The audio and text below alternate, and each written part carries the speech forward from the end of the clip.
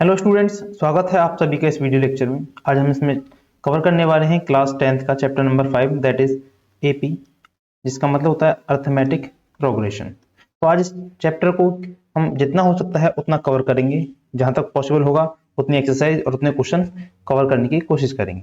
तो चलिए स्टार्ट करते हैं इस लेक्चर को। तो देखिए, एपी यानी कि अर्थमेटिक प्रोग्रेशन एक तरीके से क्या होती है, नंबर्स की सीरीज होती है। ठीक है, और नंबर्स की सीरीज किस टाइप से होती है, जैसे कुछ एग्जांपल्स मैंने लिखे हैं यहाँ पर। देखिए 1 2 3 4 5। तो आप देखोगे ये 1 है, 1 में +1 कर दिया हमने तो 2 बन गया, फिर +1 कर दिया 3 बन गया, फिर +1 कर दिया 4 बन गया, और प्लस फिर 1 कर दिया तो 5 बन गया। मतलब इसमें सब में +1 सब में एक एक नंबर ऐड होता जा रहा है। ठीक है, दूसरे एग्जाम्पल में देखिए यहाँ पर क्या 100, यहाँ पर 70 है, फिर 40 है, फिर 10 है।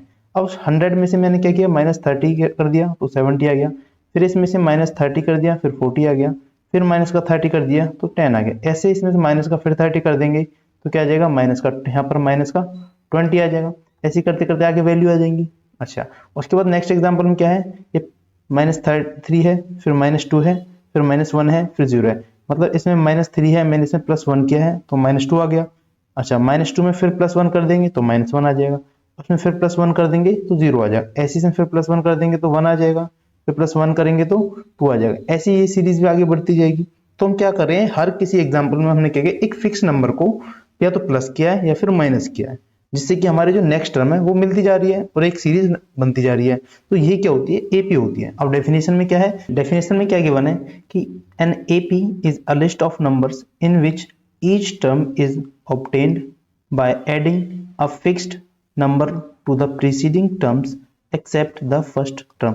यानी कि जो हमारी एपीए नंबर की लिस्ट है, तो ये सभी लिस्ट है नंबर्स की, जिसमें क्या हो रहा है, ईच टर्म जो हर एक टर्म है वो कैसे प्राप्त हुई है, ऑब्टेन मतलब प्राप्त हुई है। तो हर एक टर्म कैसे मिली हमको, जिससे पहले वाली टर्म है उसमें एक फिक्स नंबर ऐड करने पर।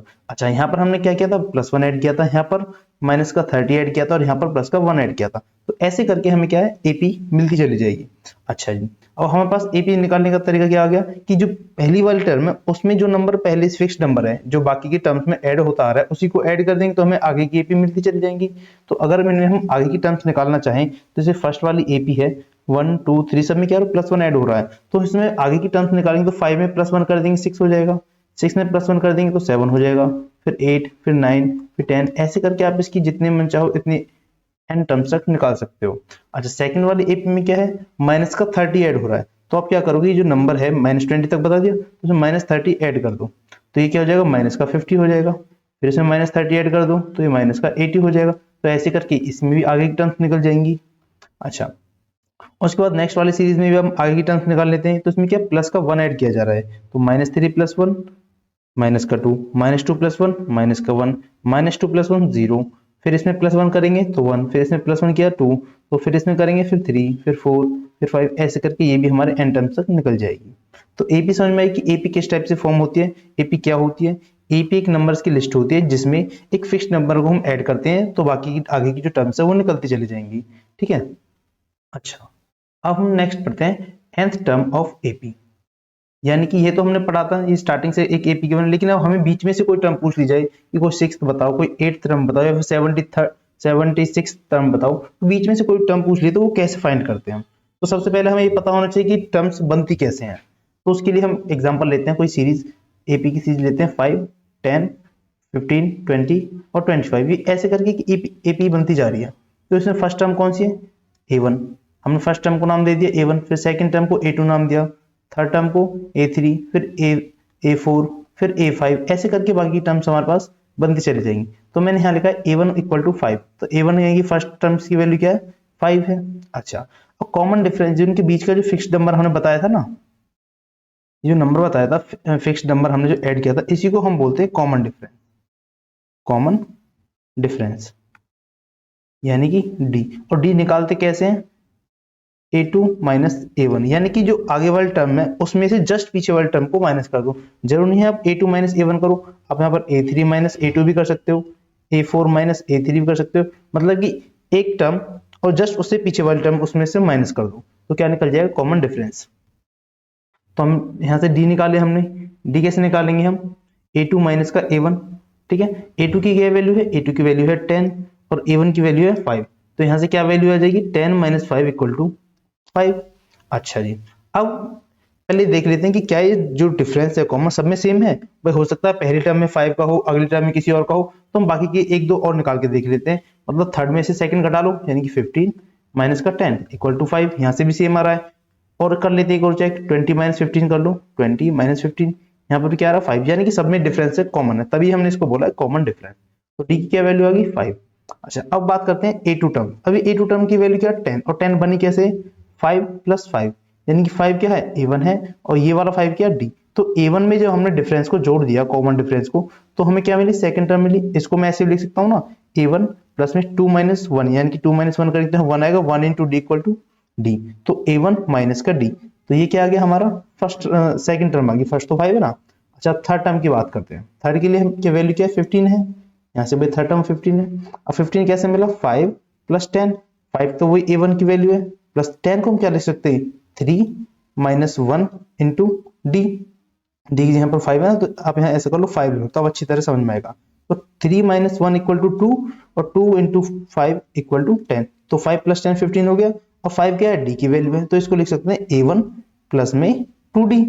ऐसे नेक्स्ट टर्म मान लेते हैं फोर्थ टर्म की वैल्यू है 20, तो इसको लिखेंगे 5 प्लस 15।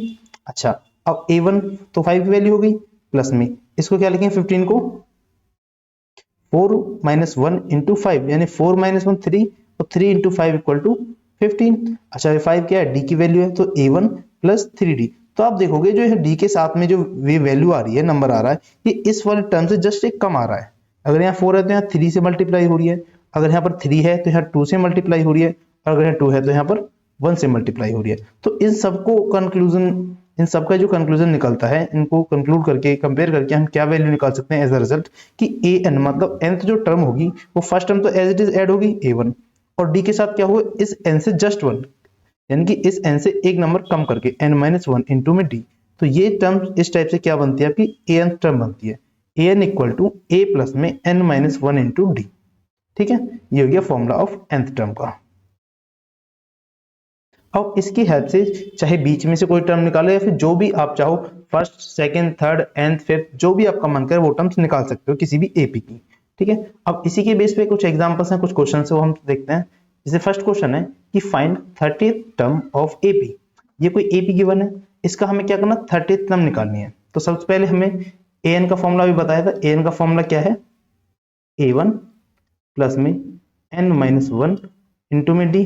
ये किसका फॉर्मूला है an का फॉर्मूला है, और an की जगह क्या 30, यानी कि a 30 वैल्यू निकालनी है। तो यहाँ क्या आ जाएगा a1 प्लस में 30 माइनस 1 इंटू डी, यानी कि a1 प्लस में 29 इंटू डी। अच्छा, अब आप बस a1 और d की वैल्यू होनी चाहिए, वो आप कहाँ से निकालोगे इस वाली AP से निकालोगे। आपको पता है जो फर्स्ट टर्म होती है उसी को क्या बोलते हैं हम a1 बोलते हैं। और डी निकालने का क्या फॉर्मूला होता है सेकंड टर्म माइनस इनकी a2 माइनस का a1, ये क्या है a2 है। तो कैसे निकालोगे 7 माइनस का 10, यानी कि आएगी माइनस का 3। तो डी की वैल्यू माइनस 3 रहेगी, इस वैल्यू में पुट करेंगे हम इस इक्वेशन में, तो क्या आएगा a1 की जगह पर वैल्यू आएगी 10 प्लस में 29 इंटू माइनस का 3। इसको सॉल्व करेंगे 10 प्लस 3 इंटू 29 करेंगे तो क्या वैल्यू आएगी 7 8, यानी कि माइनस का 87। अच्छा, अब इसको आप सॉल्व करोगे 10 माइनस का 87, यानी कि वैल्यू आएगी माइनस का 77। तो ये कौन सी टर्म आ गई, ये A30 टर्म आ गई। इस टाइप से आपको टर्म्स निकालनी है जो भी आपसे पूछी जाएंगी। तो देखिए नेक्स्ट क्वेश्चन है which term of AP is 78 where AP is 3 8 13 18 like this. ठीक है, इस टाइप से एक AP गिवन है और आपसे पूछा है कि इस AP की ये जो AP है इसमें से कौन सी टर्म कौन से नंबर की टर्म क्या होगी 78 होगी, हमें पता करना है। ठीक है, तो सबसे पहले इस AP को देखकर हम क्या निकालेंगे, पहले A1 की वैल्यू, A1 की वैल्यू क्या है 3। तो इसके बाद D की वैल्यू क्या होती है 8 माइनस का 3 इक्वल टू 5। अच्छा, अब हमें कौन सी टर्म चाहिए 78, तो वही मान चलो कोई भी n टर्म 78 है, हम मान लेते हैं लेट an जो टर्म है वो कितनी है वो 78 है। तो an का फॉर्मूला क्या होता है, an का फॉर्मूला होता है an equal to a1 plus में n माइनस 1 इंटू में d। अच्छा, an की जगह पर क्या रखना है 78, इंटू में a1 की क्या वैल्यू है, a1 की वैल्यू है 3 प्लस में n की जगह 78, n तो हमें पता ही नहीं है ना, तो n की वैल्यू हम निकालेंगे, तो अभी यहाँ n की वैल्यू नहीं पुट करेंगे, हम क्या करेंगे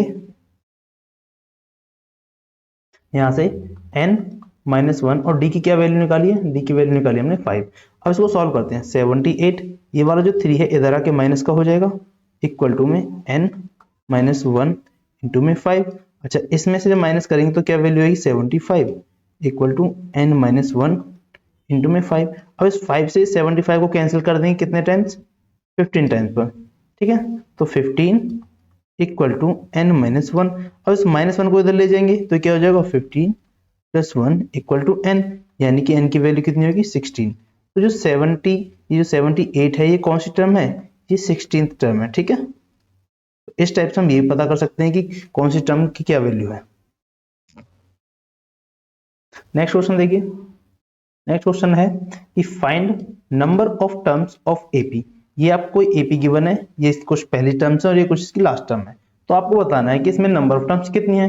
तो वही an का फॉर्मूला लगा देंगे हम, an equal to a1 plus में n-1 इंटू डी।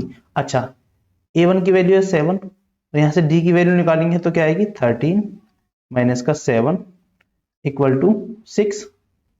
अच्छा और ये क्या है लास्ट टर्म, लास्ट टर्म भी वही इसको an मान सकते हैं, अगर कोई टर्म an है और वो सबसे लास्ट में तो उसको हम लास्ट टर्म बोल देंगे, फॉर्मूला उसका भी सेम ही होता है, ठीक है। अच्छा जी यहाँ से a1 की वैल्यू कितनी है 7 प्लस में n हमें निकालना है और d की क्या वैल्यू आई है 6 और हमारे पास nth टर्म कितनी है 205। तो हम क्या करेंगे 205 माइनस का 7 इधर माइनस हो जाएगा इक्वल टू n-1 इंटू 6। इसमें से हम 7 माइनस करेंगे तो क्या आएगा 198 इक्वल टू n-1 इंटू 6। अब 6 से इसको डिवाइड कर देंगे तो 6 3 जा 18 6 3 जा 18, यानी कि n-1 इक्वल टू 33 और n इक्वल टू 34, यानी कि इसमें टोटल नंबर ऑफ टर्म्स कितनी है, नंबर ऑफ टर्म्स आर 34। तो ये आपका क्या हो सॉरी इस टाइप से आप क्या निकालोगे नंबर ऑफ टर्म्स निकालोगे, ठीक है। आई बात समझ में। नेक्स्ट क्वेश्चन है find 31 term of AP if 11 term is 38 and 16 term is 73। अब देखिए इस क्वेश्चन में थोड़ा सा चेंज है। अब चेंज क्या है,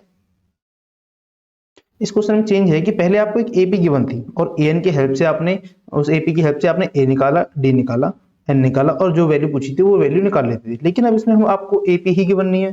तो आप बोलोगे कि भाई अब कैसे निकाले, हमें एपी नहीं गिवन है। तो हमें क्या करना होगा, जो हमें इन्फॉर्मेशन गिवन है हम उसका यूज करेंगे। तो हमें क्या गिवन है, हमको गिवन है, गिवन क्या है कि 11 टर्म यानी कि A11 ये कितनी गिवन है हमको 38 और क्या गिवन है A16 टर्म गिवन है हमको 73। अच्छा A11 के लिए क्या फॉर्मूला होगा A1 प्लस में 11 -1 इंटू में D इक्वल टू क्या है 38 और यहाँ पर क्या हो जाएगा A1 प्लस में 16 -1 इंटू डी इक्वल टू। अब आप देख रहे हो कि ये जो इक्वेशंस बनी है तो ये किस टाइप की इक्वेशन बन गई, ये पेयर ऑफ लीनियर इक्वेशन बन गई जो आपने थर्ड चैप्टर में सॉल्व करना अच्छी तरह से सीखा है। तो इनको सॉल्व करेंगे, यहाँ क्या वैल्यू होगी A1 प्लस में 11 -1 यानी कि 10D इक्वल टू 38 और यहाँ पर A1 प्लस में 15D इक्वल टू 73। आप इनको सॉल्व करोगे तो माइनस कर देंगे, माइनस करने के बाद A1 से A1 कैंसिल, यहाँ बच गया माइनस का 5D इक्वल टू 35। ये माइनस का बचेगा तो माइनस से माइनस कैंसिल और 5 से कितने टाइम 7 टाइम। तो यहाँ से डी की वैल्यू क्या आ गई, डी की वैल्यू आ गई 7। अब इस डी की वैल्यू को हम किसी भी इक्वेशन में पुट कर देंगे और ए की वैल्यू निकाल लेंगे। तो हम इस वाली इक्वेशन में पुट कर लेते हैं A1 प्लस में 10 इंटू डी इक्वल टू 38। तो ए की क्या वैल्यू है ए इक्वल टू 38 माइनस का ये इधर आके 70 हो जाएगा, यहाँ से क्या वैल्यू आई माइनस का 32। तो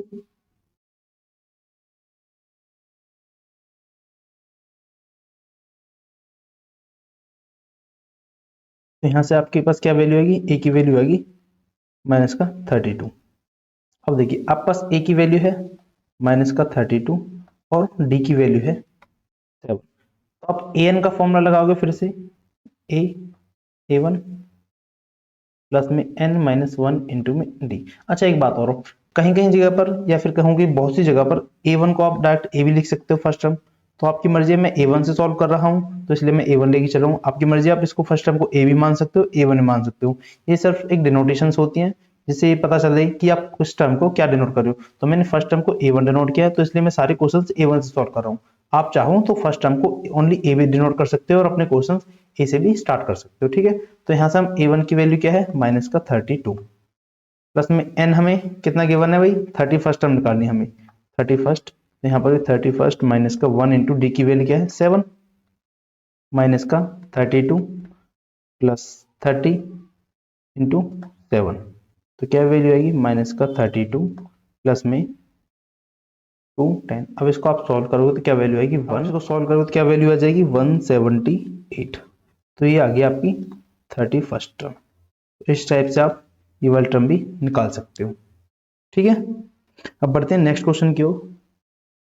अब देखिए नेक्स्ट क्वेश्चन क्या है कि find 20 term from the last. इसमें ये क्वेश्चन में बहुत अच्छा ट्विस्ट है कि फ्रॉम द लास्ट। अब हमें पहले हम जो क्वेश्चंस किए हैं अब तक उनमें हमने स्टार्टिंग से टर्म्स निकाली हैं, लेकिन अब हमें क्या निकालना है, from the last term. From the last term of AP हमें क्या निकालना है, 20 टर्म। तो देखो सबसे पहले हमें क्या करना है, ये एपी गिवन है, ये रही एपी। अच्छा इसमें से क्या है, सबसे पहले डी निकाल लो, डी की क्या वैल्यू है 8 माइनस का 3 5। ऐसे ही 13 माइनस 8 इक्वल टू 5, यानी कि डी की क्या वैल्यू आ रही है, डी की वैल्यू आ रही है 5, ठीक है। डी की वैल्यू 5 आ रही है, तो हमें फ्रॉम द लास्ट चाहिए ना, तो हम इस एपी को उल्टा करके लिख देंगे, ठीक है। अब हमने क्या कहा, इस एपी में प्लस 5 करा था, प्लस 5 करके तभी तो हमारे पास ये वैल्यू आ रही है, मतलब इससे पहले जो टर्म होगी उसमें मैंने 5 किया तब जाकर ये वैल्यू आई है। अगर इसमें से हम 5 माइनस कर दें तो पहली वाली वैल्यू आ जाएगी, तो इसमें से 5 माइनस कर दें तो क्या वैल्यू आएगी 248, ठीक है ना। जब हमने 248 में 5 ऐड किया तभी तो ये वैल्यू आई, तो हम क्या करेंगे, इस टर्म को उल्टा करके लिख देंगे और एक नई एपी बना देंगे। यहाँ से नेक्स्ट टर्म क्या आ जाएगी 248, इसमें से फिर 5 माइनस कर दोगे तो 243, ऐसे ही माइनस करते करते चले जाएंगे हम, हमारे पास क्या वैल्यू आ जाएगी लास्ट तक 830। ये इस टाइप से एपी उल्टी होगी। अब हम क्या करेंगे, इधर की साइड से 20 टर्म निकाल देंगे, लास्ट का मतलब यहीं से तो था, तो हमने इसको उल्टा करके लिख दिया। और अब क्या करेंगे, अब स्टार्टिंग से एपी में से 20 टर्म निकाल दिए, अब तो काफी इजी हो जाएगा। अब क्या करेंगे, ए मान लेंगे हम a1 या फिर ए, फर्स्ट टर्म को मान लेंगे 253, और अपन डी की क्या वैल्यू है, अब डी की वैल्यू यहाँ पर क्या आई थी 5 आई थी, लेकिन ये किस केस में था, जो एपी हमारी इस टाइप से थी, इसमें हम 5 ऐड कर रहे थे।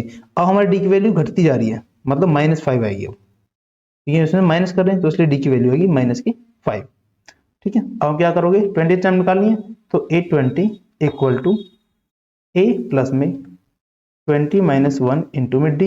ए की क्या वैल्यू है 253 प्लस में 20 माइनस 1 इंटू 19 इंटू माइनस का 5, यानी कि 253 माइनस 95। यहाँ से इसको आप माइनस करोगे तो क्या वैल्यू आएगी